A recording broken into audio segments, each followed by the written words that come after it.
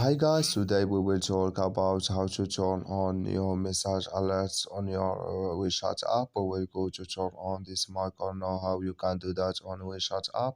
All you have to do, you just go down here, you click here on me, then it's going to take you to next window here like you say, and you just click here on settings, then it's going to take you to settings window here, then you just click here on message notifications, and it's going to take you to message notifications window, and you come here to new message alert. You will click here on this mark, and like you say, this color show for us, that's mean your message alerts it's turned on now with this color show for us.